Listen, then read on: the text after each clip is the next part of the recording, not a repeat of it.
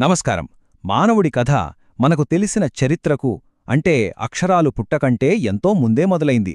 మరి ఆ కథని ఎలా తెలుసుకోవాలి? రాళ్లపై వాళ్లు చెక్కిన ఆనవాళ్లు, మట్టిలో కలిసిపోయిన పనిముట్లు, వీటి ఆధారంగా మన పూర్వీకుల జీవితాన్ని అర్థం చేసుకోవచ్చు. సరే, మరి లక్షల సంవత్సరాల క్రితం మన కథ ఎక్కడ మొదలైందో చూసేద్దామా?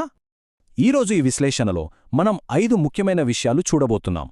ఫస్ట్, అసలు చరిత్రకు ముందు మన కథ ఎలా ఉండేదో చూసి, ఆ తర్వాత మానవ పరిణామ క్రమం ఎలా జరిగిందో అర్థం చేసుకుందాం. ఆ తర్వాత మన భారతదేశంలో ఆదిమానవుడి ఆనవాళ్లు ఎక్కడున్నాయో పరిశీలించి, పాత రాతియుగంలోని 3 దశల గురించి, అప్పటి వాళ్ల జీవన విధానం గురించి కూడా వివరంగా మాట్లాడుకుందాం. ఓకే, మొదటగా చరిత్రకు ముందు మన కథ. అసలు మనిషి అనేవాడు భూమి మీదకు రాకముందు ఈ గ్రహం చరిత్ర ఎంత సుదీర్ఘమైనదో మనకు తెలిస్తేనే ఈ మొత్తం కథలో మన స్థానమెక్కడో అర్థమవుతుంది. ఈ టైంలైన్ చూస్తే మనకొక విషయం స్పష్టంగా అర్థమవుతుంది. దాదాపు 4600 మిలియన్ సంవత్సరాల క్రితం మన భూమి ఏర్పడింది. దాని తర్వాత మొదటి జీవి పుట్టడానికే మరో 1000 మిలియన్ సంవత్సరాలకు పైగా పట్టింది. ఈ మొత్తం కథలో మన పూర్వీకులైన హోమినిడ్లు కనిపించింది కేవలం 6 మిలియన్ సంవత్సరాల క్రితమే. అంటే భూమి చరిత్రను ఒక 24 గంటల గడియారంతో పోల్చితే మానవజాతి పుట్టింది చివరి నిమిషంలో అన్నమాట. మనం మాట్లాడుకుంటున్న ఈ కాలాన్ని చరిత్ర పూర్వయుగం అంటారు. ఇంతకీ దీనికి అర్థమేంటి? చాలా సింపుల్. ఆ కాలంలో మనుషులకు రాయడం చదవడం తెలీదు. అందుకే వాళ్ల కథలు పుస్తకాల్లో లేవు. మరి వాళ్ల గురించి మనకెలా తెలుస్తోంది? వాళ్లు వదిలి వెళ్లిన రాతి పనిముట్లు, గుహల్లో గీసిన చిత్రాలు, వాళ్ల ఎముకల శిలాజాలు, ఇలాంటి పురావస్తు ఆధారాల ద్వారానే మనం వాళ్ల కథను తెలుసుకుంటున్నాం. సరే, ఇప్పుడు మానవ పరిణామ క్రమం గురించి చూద్దాం. మనందరి ప్రయాణం ఆఫ్రికా గడ్డి భూముల్లోనే మొదలైంది. మరి అక్కడ మొదలైన మన కథలో కీలక పాత్రధారులైన తొలి హోమినిడ్ల గురించి ఇప్పుడు తెలుసుకుందాం. ఈ చిత్రంలో చూస్తున్నారే, ఇదే ఆస్ట్రాలోపిథెకస్. మానవ పరిణామ ప్రయాణంలో ఇదొక చాలా కీలకమైన మొదటి అడుగు. సుమారు 5.5 మిలియన్ సంవత్సరాల క్రితం ఆఫ్రికాలో ఇది కనిపించింది. దీని పేరుకు లాటిన్లో దక్షిణ ప్రాంతపు కోతి అని అర్థం. ఇక్కడ 2 చాలా ముఖ్యమైన మార్పులు జరిగాయి. ఆస్ట్రాలోపిథెకస్ 2 కాళ్లపై నడవటం మొదలుపెట్టింది. దీనివల్ల చేతులు ఖాళీ అయ్యాయి. ఆ తర్వాత వచ్చిన హోమో హ్యాబిలిస్ అంటే చేతి నైపుణ్యం ఉన్న మనిషి ఆ చేతుల్తో మొట్టమొదటిసారిగా రాతి పనిముట్లను తయారుచేశాడు. ఇది ఆహారం సంపాదించుకోవటంలో, జంతువుల నుంచి రక్షించుకోవటంలో ఒక విప్లవాన్నే తెచ్చింది.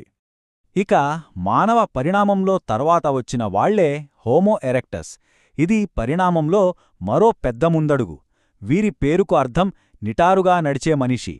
వీళ్లు మన కథలో ఎన్నో కొత్త ఆవిష్కరణలు తీసుకొచ్చారు.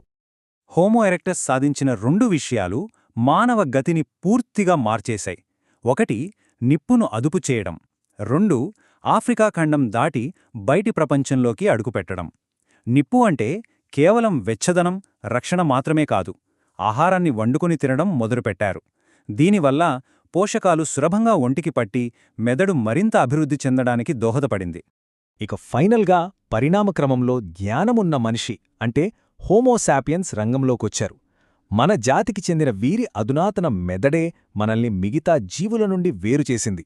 దీనివల్లే సంక్లిష్టమైన భాష, కళ, నమ్మకాలు, సాంకేతికత ఇలాంటివన్నీ పుట్టుకొచ్చాయి. ఇప్పటిదాకా మనం ప్రపంచవ్యాప్తంగా ఏం జరిగిందో చూశాం కదా. ఇప్పుడు మన ఫోకస్ భారత ఉపఖండం వైపు మారుద్దాం. మన దేశంలో ఆదిమానవుడి ఆనవాళ్లు ఎక్కడెక్కడ దొరికాయో చూద్దాం. పురావస్తు శాస్త్రవేత్తలకు ప్రస్తుత పాకిస్తాన్లోని పోట్వార్ పీఠభూమిలో కొన్ని కీలకమైన ఆధారాలు దొరికాయి. అక్కడ రామాపిథెకస్, శివాపిథెకస్ అనే పురాతన జీవుల శిలాజాలు దొరికాయి. ఇవి సుమారు 2.2 మిలియన్ సంవత్సరాల క్రితం నాటివి. వీటిలో కోతి, మానవ లక్షణాలు రెండూ కనిపించడంతో ఈ ప్రాంతంలో కూడా మానవ పరిణామం జరుగుండొచ్చని శాస్త్రవేత్తలు భావిస్తున్నారు. భారతదేశంలో దొరికిన ఆధారాల్లో ఇది చాలా ముఖ్యం. మధ్యప్రదేశ్లోని నర్మదా లోయలో హత్నోరా అనే చోట దొరికిన ఈ పుర్రె మన ఉపఖండంలో హోమో ఎరెక్టస్ నివసించాడనడానికి ఒక బలమైన సాక్ష్యం. సరే, ఇప్పుడు అసలు విషయంలోకి వద్దాం. పాత రాతియుగం. దీన్నే పాలియోలిథిక్ యుగమని కూడా అంటారు. ఇది లక్షల సంవత్సరాల పాటు సాగింది. ఈ సుదీర్ఘ కాలాన్ని వాళ్లు వాడిన టెక్నాలజీ ఆధారంగా 3 దశలుగా విభజించారు. వాటి గురించిప్పుడు చూద్దాం. అసలు ఈ పాలియోలిథిక్ యుగం అంటే ఏంటి? సింపుల్గా చెప్పాలంటే ఇది రాతి పనిముట్ల కథ. మనిషి మొట్టమొదట రాయిని ఒక పనిముట్టుగా వాడటం మొదలుపెట్టినప్పట్నుంచి వ్యవసాయం కనుగొనే వరకు ఉన్న కాలాన్నే పాత రాతి యుగం అంటారు. ఈ యుగంలోని తొలి దశలో పనిముట్లు చాలా పెద్దగా, బరువుగా, మొరటుగా ఉండేవి. వీటిని కోర్ టూల్స్ అనేవారు. అంటే ఒక పెద్ద రాయిని పగలగొట్టి మధ్యలో మిగిలిన గట్టి భాగాన్ని పదునుగా మార్చి వీటిని తయారుచేసేవారు. జంతువుల్ని వేటాడటానికి, చర్మాలు వలవడానికి, దుంపలు తవ్వడానికి ఇలా అన్ని పనులకు వీటినే వాడేవారు. మధ్య పాలియోలిథిక్ వచ్చేసరికి టెక్నాలజీలో ఒక పెద్ద మార్పొచ్చింది. ఇప్పుడు పెద్ద రాళ్ళని కాకుండా వాటిని పగలగొట్టినప్పుడు వచ్చే పలుచని, పదునైన ముక్కలతో పనిముట్లు చేయడం మొదలుపెట్టారు. వీటిని ఫ్లేక్ టూల్స్ అంటారు. ఇవి సైజులో చిన్నగా, తేలికగా, మరింత పదునుగా ఉండేవి. ఇక చివరిదైన ఎగువ పాలియోలిథిక్లో టెక్నాలజీ నెక్స్ట్ లెవెల్కి వెళ్ళింది. ఇప్పుడు పొడుగా, కత్తిలా పదునుగా ఉండే బ్లేడ్లను తయారు చేయడం మొదలుపెట్టారు. వీటితో ఈటలు, కత్తులు లాంటి ప్రత్యేకమైన ఆయుధాలను తయారు చేసుకునే వీలు కలిగింది. దీంతో వేట మరింత సులభం, సమర్థవంతమైంది. ఈ టేబుల్ చూస్తే మనకు క్లియర్ పిక్చర్ వస్తుంది. చూడండి, తొలి దశలో హోమో ఎరెక్టస్ కోర్ టూల్స్ వాడారు. మధ్యదశకు వచ్చేసరికి హోమోసేపియన్స్ మరింత అడ్వాన్స్డ్ ఫ్లేక్ టూల్స్ వాడారు. ఇక చివరి దశలో మనజాతి అయిన హోమోసేపియన్స్ సేపియన్స్ పదునైన బ్లేడ్లను సృష్టించారు. అంటే కాలం గడిచే కొద్దీ మానవులు వాళ్ళ టెక్నాలజీ రెండూ ఎలా అభివృద్ధి చెందాయో ఇది స్పష్టంగా చూపిస్తుంది. సరే, పనిముట్లు, టెక్నాలజీ గురించి మాట్లాడుకున్నాం. మరి అసలు వాళ్ళ లైఫ్ ఎలా ఉండేది? వాళ్ళ సమాజం ఎలా ఉండేది? వాళ్ళు ఎలా బతికారు? అప్పటి సమాజం మనలా పెద్ద పెద్ద నగరాల్లో, ఊళ్లలో ఉండేది కాదు. వాళ్ళు చిన్న చిన్న గ్రూపులుగా, అంటే ఓ 30-40 మంది బంధువులు కలిసి ఒక బృందంగా జీవించేవారు. దీన్నే బ్యాండ్ సొసైటీ అంటారు. ఆహారం కోసం, నీటి కోసం ఒకచోట నుంచి మరో చోటికి తిరుగుతూ ఉండేవారు. వాళ్ల రోజువారీ జీవితం మొత్తం మనుగడ చుట్టూనే తిరిగేది.